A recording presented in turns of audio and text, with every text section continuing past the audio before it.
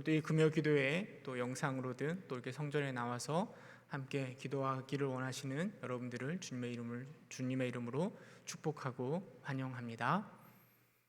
믿는 사람들의 가장 큰 특징을 하나 꼽으라고 한다면 어느 순간에든 어떤 상황 속에서든 희망과 소망을 잃지 않는다라는 것입니다.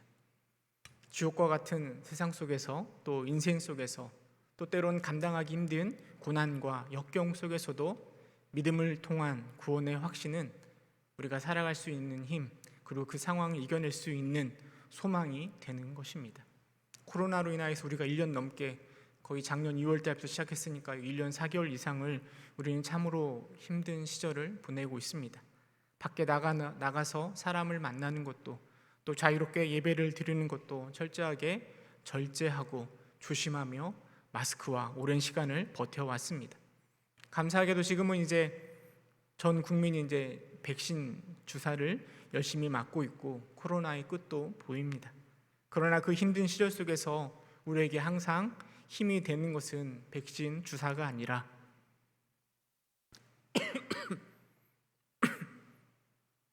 여전히 나를 사랑하시며 나와 함께 하시는 예수 그리스도가 바로 우리의 소망이고 희망이었습니다. 물론 그렇다고 해서 백신 주사를 무시하는 것은 아닙니다. 우리는 최선을 다해서 노력하고 극복해야 될 것입니다. 그러나 이 세상의 그 무엇도 우리에게 완벽한 소망이 되는 것은 아닙니다. 어쩌면 코로나 변이 바이러스가 또 우리를 힘들게 할지도 모릅니다. 그러나 그렇다 하더라도 우리에게는 여전히 예수 그리스도가 유일하고 완벽한 또 변함이 없는 소망이 되는 것입니다. 우리는 예수 그리스도를 소망하며 오늘 또 힘을 내어 살아가고 있는 것입니다. 그런데 우리가 흔히 신앙에 있어서 실수하는 것이 무엇인가 하면 우리가 구원을 확신하고 천국을 소망하며 살아가는 것과 우리가 정말 그 천국에 들어갈 만한 거룩하고 정결한 자가 되는 것을 혼동하고 착각합니다. 에베소서 말씀해 보면 이렇게 기록하고 있습니다. 에베소서 4장 13절은 우리가 다 하나님의 아들을 믿는 것과 아는 일에 하나가 되어 온전한 사람을 이루어 그리스도의 장성한 분량이 충만한 데까지 이르리니라고 이야기하고 있습니다. 온전한 사람을 이루어 그리스도의 장성한 분량이 충만한 데까지 자라가야 한다라고 말하고 있습니다. 예수를 소망하고 있는 자는 마땅히 그리스도의 장성한 분량이 충만한 데까지 나아가야 됩니다. 근데 우리들 중에 우리의 모습 가운데 그리스도의 장성한 분량이 충만한 자, 온전한 자가 과연 몇이나 될까요? 나는 과연 그리스도의 장성한 분량이 충만한 자입니까? 이상과 현실의 괴리 사이에서 많은 믿는 자들은 때로는 낙심하고 낙담하기도 합니다. 박연수 목사님은 이런 우리의 모습들을 보면서 완벽주의자라고 말하더라고요. 하나님을 믿기로 했다면 완벽하게 신앙생활해야 한다는 것입니다. 그래서 삶에 있어서 철저하게 신앙생활을 하려고 노력합니다. 그러나 우리는 시편 42편 시인의 고백에 귀를 기울여야 합니다. 우리 시편 42편 1절 말씀 우리 함께 읽어보도록 하겠습니다. 시작. 하나님이여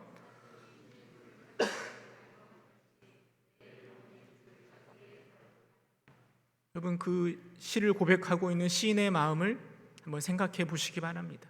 목마른 사슴이 시냇물을 찾듯이 지금 내 영혼이 주를 찾고 있는 모습을 기록하고 있습니다. 하나님을 향한 뜨거운 신앙의 열정을 표현하고 있는 시라 말할 수 있습니다. 그런데 그 뜨거운 시인이 그 시편 42편 11절에는 이렇게 고백하고 있습니다. 우리 12편 11절 함께 읽어보도록 하겠습니다. 내 영혼아 내가 어찌하여 낙심하며 어찌하여 내 속에서 불안해하는가. 너는 하나님께 소망을 두라. 나는 그가 나타나 도우심으로 말미암아 내 하나님을 여전히 찬송하리로다. 내 영혼이 낙심하고 불안해하고 있습니다. 왜일까요? 처음 하나님을 섬겼던 그 마음처럼 갈급함을 가지고 하나님을 늘 찾아갈 줄 알았는데 그 마음이 오래가질 않는 겁니다. 하나님이 보이지 않고 때로는 하나님을 잊어버리고 하나님을 모른 채 하며 살아가는 내 모습을 보게 되는 것입니다. 마치 십자가에서 죽으시겠다고 예수님이 말씀하시자 절대 그럴 수 없다라고 말했던 베드로가요, 닭이 울기 전에 3번 부인했던 것처럼 그 갈급한 마음이 어느새 변하는 자신의 연약함을 바라보면서 낙심하고 불안해하고 있는 것입니다. 그러나 시인은 그럼에도 불구하고 이야기합니다. 너는 하나님께 소망을 두라. 하나님의 도우심에 소망을 두고 여전히 하나님을 찬송하리라 라고 말하고 있습니다. 여러분, 이 모습이 바로 하나님을 믿고 살아가고 있는 우리의 모습 아니겠습니까? 그런데 이런 우리의 연약한 현실을 보지 못하고 내가 하나님을 믿으니 완벽하게 섬겨야 되겠다라고 착각하는 겁니다. 이런 완벽주의자들의 가장 큰 문제점은 그 완벽한 모습을 살아내지 못하는 자신의 모습을 바라보면서 크게 자책하는 겁니다. 커다란 죄책감 속에서 살아가는 것입니다. 또 다른 문제점은 그 완벽한 모습을 자기 자신에게만 요구하고 적용하는 것이 아니라 다른 사람들에게 적용시키고 그것으로 판단하려 하는 것입니다. 하나님을 믿는 자로서 이 정도의 모습, 이 정도까지는 해야 되지 않는가라고 생각하면서 그 기준을 가지고 서로를 평가하는 것이죠. 그러나 이것은 복음에 대한 착각입니다. 우리는 은혜를 따라 하나님의 거룩함으로 살아가는 것이지 나의 열심과 나의 거룩함으로 살아가는 자들이 결코 아닙니다. 완벽자들을 의식했는지 모르겠지만 오늘 본문에 보면 20절, 21절에 요한은 이렇게 말하고 있습니다. 20절, 3장 요한일서 3장 20절, 21절 함께 읽어보도록 하겠습니다. 이는 우리 마음이 혹 우리를 책망할 일이 있어도 하나님은 우리 마음보다 크시고 모든 것을 아시기 때문이라. 사랑하는 자들아, 만일 우리 마음이 우리를 책망할 것이 없으면 하나님 앞에서 담대함을 얻고. 요한은 20절, 21절에서요, 우리에게 책망할 것이 있는 것과 책망할 것이 없는 것을 대조하며 말하고 있습니다. 먼저 20절에 보면 요한은 책망할 것이 있어도 주 앞에서 마음을 굳세게 하라라고 이야기합니다. 왜냐하면 하나님이 우리의 마음보다 크고 모든 것을 아시기 때문이라고 말하고 있습니다. 우리의 연약함을, 부족함을 아시는 하나님은 우리의 부족함 때문에 우리를 버리시지 않으실 겁니다. 우리보다 훨씬 마음이 크신 하나님은 우리의 연약함 속에서도 다시 일어나 성장하고 회복할 기회로 삼으실 것입니다. 책망할 것이 있는 중에도 이런 하나님의 크신 마음은요, 우리에게 큰 위로가 되는 것입니다. 그러기에 하나님 앞에서 죄책감에 압도당하거나 스스로에게 지나치게 엄격할 필요가 없는 거죠. 중요한 것은 우리의 실패에 초점을 맞추는 것이 아니라 옳은 일을, 신앙을 따라 살아가고자 하는 우리의 마음을 아시는 하나님께 초점을 맞추는 것입니다. 21절에 반대로 책망할 것이 없으면 하나님 앞에서 담대함을 얻으라라고 말하고 있습니다. 여기서 담대함이라는 것은 저 종말의 때에 천국문 앞에서 예수 그리스도의 보혈의 능력으로 천국에 들어갈 수 있을 것이라는 그 담대함을 말하는 것이 아니라 구원의 현재적인 경험 속에서 오늘 지금 내가 천국 백성으로 살아가는 나의 삶 속에서 예수 그리스도의 바른 관계가 주는 삶에 대한 담대함을 말하는 것입니다. 옷에 방울을 달고 지성소로 들어가는 제사장의 마음은 얼마나 두렵고 무서울까요? 죄가 그를 그렇게 두렵게 만드는 것입니다. 그러나 그리스도의 보혈의 능력으로 위에서 아래로 찢어진 휘장을 지나 하나님께로 나아가는 우리들에게는 그 두려움이 없습니다. 오히려 기쁨과 즐거움으로 하나님 앞에 나아가는 것입니다. 죄가 없어서가 아니라 예수 그리스도의 보혈의 능력 때문에 담대함으로 그렇게 나아갈 수 있는 것입니다. 저는 이 두 구절을 묵상하면서요, 하나님 앞에서 참된 신앙, 하나님 앞에서의 참된 믿음은 무엇일까 생각해 보게 됩니다.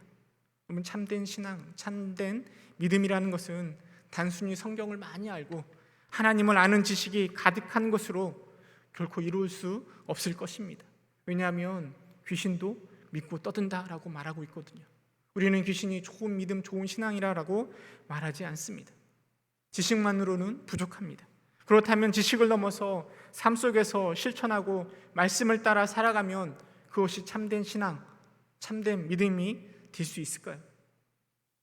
누가복음 18장에 보면 바리새인이 사람들 앞에 서서 이렇게 기도합니다. 하나님이여, 나는 다른 사람들 곧 토색, 불의, 간음을 하는 자들과 같지 아니하고 이 세리와도 같지 아니함을 감사하나이다. 난 일에 2번씩 금식하고 또 소득의 11조를 드리나이다 라고 하나님 앞에 기도하고 있습니다. 근데 예수님께서는 그 바리새인이 결코 의인이라 칭함을 받지 못한다라고 말씀하십니다. 열심히 말씀에 순종하고 있지만 예수님은 그를 의인이라고 인정하지 않는 것입니다. 그렇다면 가식이 아니라 진심으로 말씀에 순종하려 할 때 바울은 로마서에서 이렇게 고백합니다. 로마서 7장 24절 함께 읽어보도록 하겠습니다. 시작. 오호라, 나는 공고한 사람이로다. 이 사망의 몸에서 누가 나를 건져내랴. 여러분, 이 고백은 바울의 고백만이 아니라 열심히 말씀대로 순종하려고 하지만 여전히 죄악 가운데 죄악을 벗어나지 못하는 우리의 고백이기도 한 것입니다. 행함으로는 결코 우리의 믿음을 드러낼 수 없는 것입니다. 여러분, 그렇다면 참된 신앙과 참된 믿음은 어디에 있는 걸까요? 저는 참된 신앙과 참된 믿음은 지식이나 행함이 아니라 하나님과의 관계 속에서 나오는 것이라 확신합니다. 하나님은, 그리고 복음과 진리는 세월이 흘러도 전혀 변하지 않습니다. 예나 지금이나 언제나 그 자리에 변함없이 서 계십니다. 변하는 것은 우리의 모습입니다. 믿음과 신앙의 깊이는 그 하나님을, 복음과 진리를 대하는 우리의 자세에 따라 달라지며 하나님과의 관계의 깊이에 따라서 우리의 신앙의 깊이를 가늠할 수 있는 것입니다. 성경은 또 에베소 5장이나 여러 성경은요, 예수님과 믿는 자의 관계를 남편과 아내의 관계로 빗대어서 말하고 있습니다. 신랑 되신 예수님, 그리고 신부인 교회, 우리들을 생각해 볼 수 있습니다. 그리고 이 부부의 관계 속에서 참된 신앙과 믿음에 대해서도 생각해 볼 수 있는 것이죠. 제가 15년은 아직 안 된 것 같고 한 14년 전에 제 아내를 잘 알고 또 아내를 사랑하고 나랑 너무나 잘 맞을 것 같아서 아내와 결혼했습니다. 근데 결혼하고 보니까 그 생각이 착각이었다라는 것을 알게 됐습니다. 물론 아내를 사랑하긴 하지만 제가 결혼한 아내는 제가 알고 있었던 아내와는 전혀 다른 사람이었습니다. 전혀 다른 사람이라기보다는 제가 몰라도 너무 몰랐던 거죠. 아내에 대해서 너무 몰랐던 것이죠. 그래도 예상 바뀌긴 해도 사랑하고 결혼하면 다 좋을 줄 알았습니다. 그런데 사랑하고 결혼한다고 해서 부부의 관계가 바로 완벽해지는 것은 아닙니다. 간혹 보면 배우자랑 싸우지도 않고 항상 신앙 안에서 이겨낸다라고 이야기하시는 분들이 있습니다. 근데 저는 아무리 생각해도 그것은 거짓말인 것 같습니다. 제가 목사고요. 제가 성격도 좋고 신앙도 좋다라는 이야기를 예전에 들었었습니다. 제 아내도 그렇고요. 그런데 제 아내랑 제가 만나면서 살아가면서 이렇게 믿음 안에서 살아가는 게 아니라 매일매일 치고받고 싸우는 거죠. 애들 앞에서는 싸우지 말자 그렇게 다짐을 해도 그것을 지키기가 너무 힘이 듭니다. 한 15년을 살아보니까요. 물론 아직 여전히 부족하긴 하지만 부딪히고 싸우면서 관계는 조금씩 더 돈독해지는 것 같습니다. 서로를 신뢰하고 의지하고 부부의 자리로 나아가고 있는 것 아닌가 하는 생각이 듭니다. 하나님과의 관계도 마찬가지입니다. 그리스도의 보혈의 능력으로 우리는 하나님의 자녀가 되었고 그리스도의 신부가 되었지만 그렇다고 해서 우리가 완벽하게 변화된 것은 아닙니다. 여전히 부족한 죄악의 모습이 불쑥불쑥 솟아나고 하나님께 혼돈하고 다시 회복되는 과정을 거치면서요, 나는 안 되는구나, 내가 틀렸구나, 이것을 깨닫게 되는 것이고 더 하나님을 믿고 신뢰하는 것이고 더 깊은 신뢰하는 이 관계야말로 참된 신앙, 믿음의 모습이라 말할 수 있을 것입니다. 우리가 읽은 본문 22절, 23절 이렇게 이야기합니다. 무엇에든지 구하는 바를 그에게서 받나니 이는 우리가 그 계명을 지키고 그 앞에서 기뻐하는 것을 행함이라. 그 계명은 이것이니 곧 그 아들 예수 그리스도의 이름을 믿고 그가 우리에게 주신 계명대로 서로 사랑할 것이니라. 요한은요, 책망받을 것이 없으면 하나님 앞에서 나아가 내가 구하는 바를 구하라 이렇게 이야기합니다. 그리고 그 하나님은 그 간구하는 자의 간구에 응답해 주실 것이라 이야기합니다. 왜냐하면 우리가 하나님의 계명을 지키고 있고 하나님 앞에서 기뻐하시는 것을 행하기 때문입니다. 다시 말해서 우리의 간구의 제목들이 나의 연약함과 부족함을 알고 하나님을 더욱 신뢰하고 하나님의 뜻을 따라 변화되는 겁니다. 그래서 하나님의 뜻을 따라 간구하는 기도에 하나님께서는 응답하시지 않을 이유가 없는 것이죠. 23절에 보면 계명을 설명하는 것처럼 23절의 계명을 설명하는 것처럼 계명은 예수 그리스도를 더욱 믿고 신뢰하고 서로 사랑하는 것입니다. 아내와 한 15년을 살다 보니까요, 이제는 아내가 무엇을 싫어하는지 또 무엇을 좋아하는지는 조금씩 알게 되는 것 같습니다. 제가 설교하면서 이렇게 아내 이야기하는 거 아내가 정말 싫어하거든요. 저는 지금 목숨을 걸고 지금 설교를 하고 있는 겁니다. 그래서 제가 설교하기 전에 아내에게 귀띔을 했습니다. 이번에 설교할 때 이야기할 거니까 너무 놀라지 말라라고 미리 말해두었습니다. 그래야 제가 살 수 있거든요. 이처럼 관계 속에서요, 상대방이 싫어하는 것과 좋아하는 것을 조금씩 알게 됩니다. 그리고 싫어하는 것은 피하고 좋아하는 것을 더 추구하게 되는 거죠. 그럼 하나님과의 관계도 마찬가지입니다. 처음에는 하나님을 신경 쓰지 않고요, 믿고 있음에도 불구하고 신경 쓰지 않고 막 살아갑니다. 그러다가 관계를 통해서 하나씩 알아가는 거죠. 그리고 나보다 하나님을 더 믿고 신뢰하게 되는 것이고 하나님과의 그 관계 속에서 나의 행동의 반경이 하나님이 기뻐하시는 것을 행하고 계명을 지키는 그 반경 안으로 들어오는 것입니다.